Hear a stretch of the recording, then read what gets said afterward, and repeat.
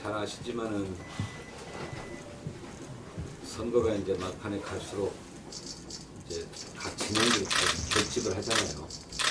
그래서 어느 정도 이제 격차가 좁혀질 수밖에 없고, 그래서 이제 어떤 선거든 다 뚜껑을 열어봐야 안다고 하는데,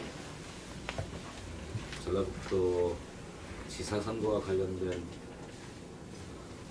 조사 결과를 이렇게 보니까 굉장히 의외이고 우려스러운 게 있어서 이제 당으로서도 걱정스러운 대목이 있지만, 저는 저 고향이 전주고 또 여기 우리 조지훈 후보나 이원택 후보나 저한테는 진짜로 제가 아끼는 후배들입니다.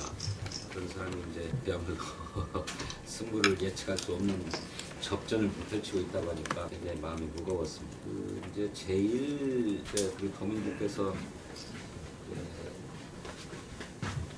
이 문제가 아니냐 생각하시는 대목이 당연히 이제 공천 과정에서 있었던 일인 것 같습니다. 저는 예전에 어떤 인터뷰에서도 그런 얘기를 했는데, 평택과 군산에서 보궐선거가 발생했을 때 저한테 언론인이 물었습니다. 당이 공천해야 된다고 생각하느냐. 저는 원칙적으로 공천하지 않는 것이 원칙이라고 생각한다. 그렇게 얘기했어요. 외부 직책사유로 발생한 보궐선거. 그런데 다만 군산의 경우는 조금 사정이 다른 것 같다. 우리 신영대 의원도 저하고 동기동창입니다. 전대학 함께 다니고 학생운동도 함께 했죠. 근데 이제 그래서 조금 그 사정을 좀 아는데, 신영대 의원의 경우는 그 선거 사무장으로 임명되기 이전의 일로 문제가 되었는데, 그 뒤에 사무장이었다는 이유로 연대 책임으로 이제 의원직을 상실해야 되니까 그 점은 좀 고려돼야 될 대목이 있는 것 같다. 평택은 저희들 규칙사유로 발생한 일이니까 원칙적으로 하지 않는 게 좋겠다.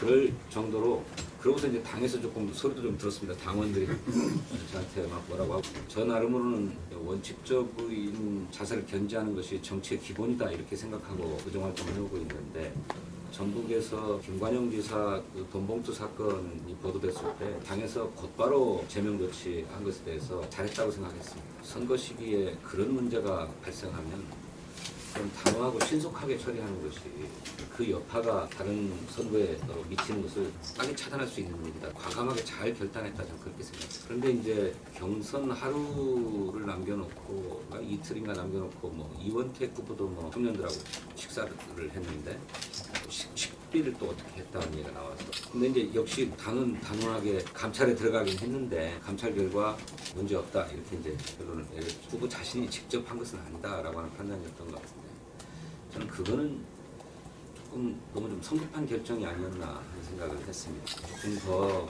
차분하게 진상을 조금 더 조사하고 해서 좀 신중하게 결정을 내려고 되었을 일이 아니었나. 이제 그런 일이 경선에까지 영향을 미친다 싶어서 사실관계를 그렇게 확인했으면 빨리 처분하는 게 좋겠다는 당 지도부의 판단이 있었던 것 같은데, 제가 이제 지도부의 일원은 아니어서 정확히 결정 배경까지는 모르지만 바깥에서 볼 때는 좀 너무 성급하게 결정한 측면이 있겠다 이런 생각이 들었습니다. 이게 아닌 게 아니라 경선 후에 이제 안호영 의원께서 단식 농성도 하시고 근데 좀 매끄럽지 못했죠. 그걸 좀 아쉽게 생각합니다. 그런데 이제 그런 것들이 계기가 되어가지고 김관영 지사가 공천 불복해서 탈당하고 또 무소속으로 출마를 감행하고 하는 것은 저는 당인으로서는 있을 수 없는 일이다 이렇게 생각합니다.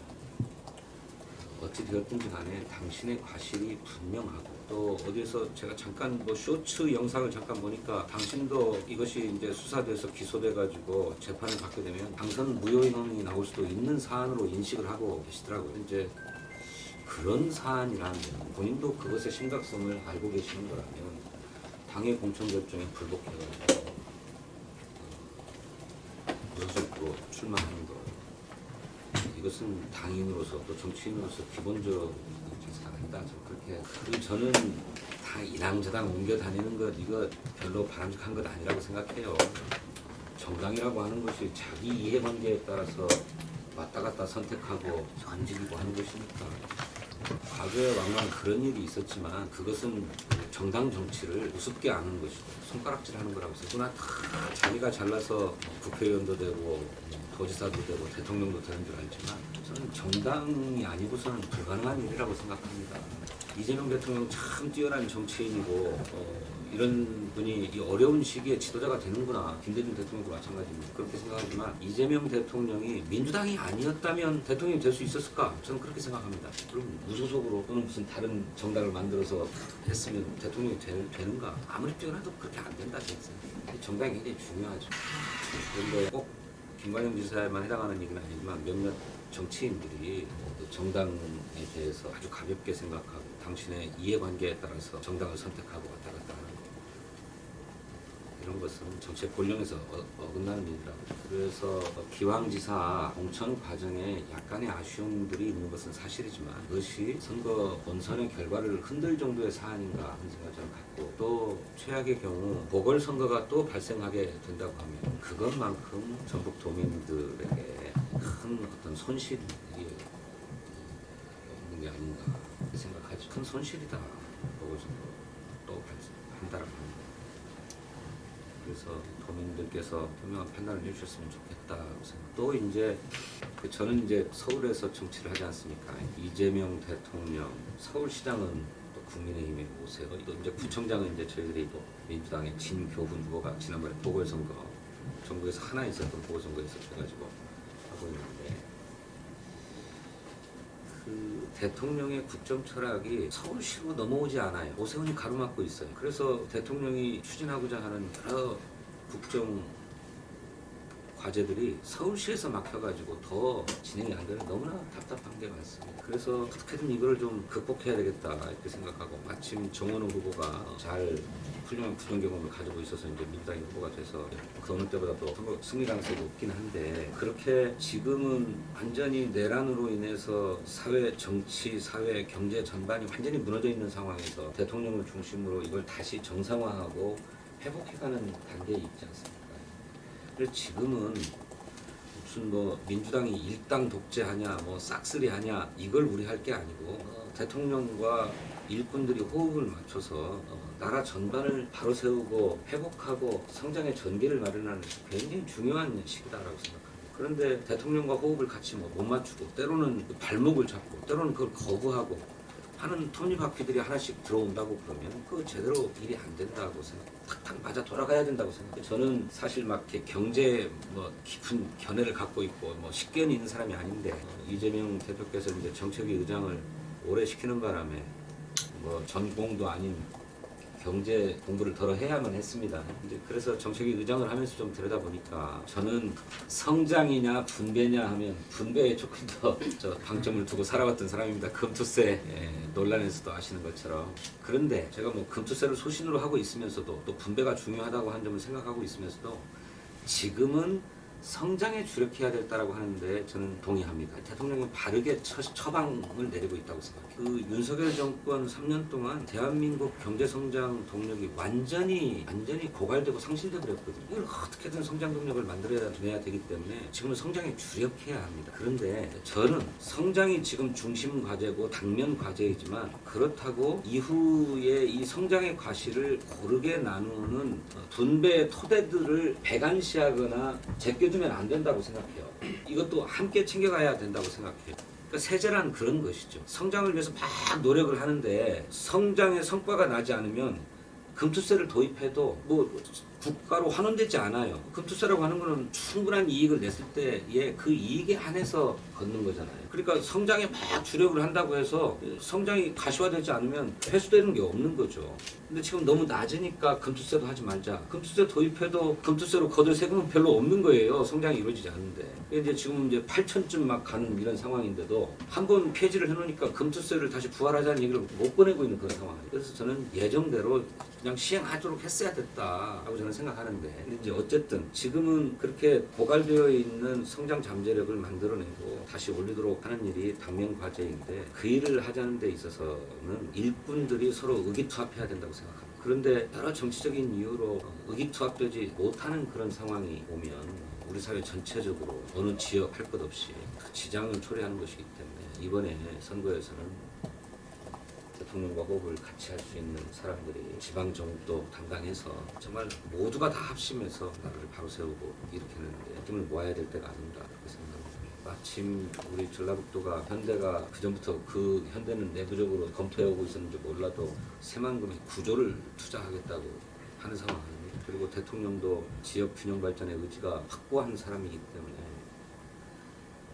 대통령과 호흡을 정말 잘 맞춰서 전부 회생과 발전에 전기를 삼았으면 좋겠는데 이제 그러자면 뭐 당도 그런 데서 어긋남이 없게 함께 뒷받침하고 가야 될 텐데 전북 도지사가 당과 함께하지 못하는 그런 분이 된다고 그러면 그런 일을 제대로 잘 할 수 있을까 하는 우려가 있습니다. 의원님 죄송한데 다음 일정에 있어서 질문이라도 몇 개 받으려면 네, 기자들 그러시죠. 설명도 좀 하셔야 할 것 같은데. 네네네 여기까지 하겠습니다. 네, 너무 강의 만드는 것 네, 같아요. 네. 점을 좀 살펴주셨으면 좋겠습니다. 어떻게 복당을 합니까? 김관영 지사처럼 것도 당대당 통합으로 들어온 건 아니었습니다. 그런 정치적인 구조, 지형의 변화가 아니면 개별 복당은 불가능합니다. 이렇게까지 김관영 후보가 약진, 강세, 접전 이런 적이 없었잖아요. 무석 현직 지사가 무소속으로 출마한 적도 처음이고 그 무소속 후보가 민주당 후보와 이렇게 접전을 펼치는 건 사실 처음인데요. 왜 그렇다고 생각하세요?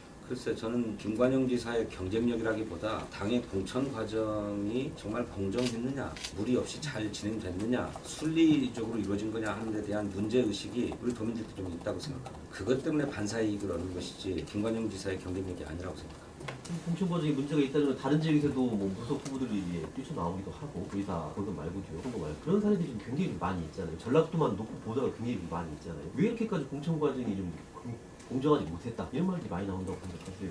그래서 호남 지역 전체적으로는 58%가 공천 잘했다 이런 평가를 받고 있는 것 같습니다. 전북을 포함해서. 그런데 이 전북 도지사 선거는 전라북도 도민의 관심이 집중되어 있는 선거이고 근데 이 본선에 들어가기 전에 경선이 끝난 때에 안호영 의원이 단식 농성을 며칠인가요? 열흘? 12일. 그렇죠. 12일간이나 했잖아요. 전혀 국회의원이 다른 사안도 아니고 공천 과정에 대해서 문제 제기하면서 국회에서 단식 농성을 12일씩이나 했는데 그것이 도민들에게 큰 주목을 받았을 거고 그것 때문에 민주당의 공천 과정을 되씹어보는 그런 결정적 계기가 되지 않았겠습니까? 그런 것들이 복합적으로 작용한 결과라고 생각합니다. 물론 거기에 현역 프리미엄도 있는 거죠. 현역 프리미엄이 있는 것이라고 생각하지만 원칙적으로는 김관영의 개인 경쟁력이 아니다. 이원택 후보가 경쟁력에서 밀릴 일이 없는 것 아닙니까? 청와대에서 행정관으로 일하고 전북 도지사도 하지 않았습니까? 어쨌든 반사 이익을 얻더라도 저도 전북 출신이니까 잘 압니다만 민주당이 호남에 기반을 두고 있는 정당 아닙니까? 그런 가운데서도 호남 그러면 광주 뭐 이렇게 얘기하지 전라북도는 서자 취급받아봤는데 이재명 대통령과 정청래 대표는 그렇게 생각하지 않습니다. 그런 사실을 너무나 잘 알고 있어요. 그래서 전라북도, 그러니까 호남을 생각할 때 광주만 챙기면 무슨 호남이 다 챙겨진다고 생각하지 않습니다. 전라북도에 대해서도 응당 고려가 필요하고 배려가 필요하다고 생각하고 있고 그 점을 너무나 잘 알고 있습니다. 그래서 이번에 국토교통부 장관, 뭐 통일부 장관 뭐 이런 분들이 막 전북 출신 인사들이 다 요직을 갖고 일을 하고 있지 않습니까? 그거는 오히려 전남, 광주 쪽에서 소외감을 느낀다고 할 정도로 대통령이 전북 지역에 대해서 배려하고 있는 것이 당도 전북 지역의 도지사 선거 현황에 대해서 큰 우려를 갖고 있는 것은 사실이고요. 그런 만큼 도민의 마음을 얻기 위해서 어떻게 해야 될 것인가 고민이 많은 것은 사실입니다. 그런데 경선을 통해서 선출된 이원택 후보가 우리 전북 도정을 꾸려가는데 손색이 없는 후보다라고 하는 지금 틀림이 없고 그래서 이원택 후보를 중심으로 해서 이번 선거에 승리하게 되면 저는 중앙 정치권 내에서도 전북의 발언권이 더 커지지 않을까. 또 그런 기대에 대해서 당연히 뒷받침해야 된다라고 하는 인식이 내각이나 또는 당에도 확고해질 거라고 생각합니다.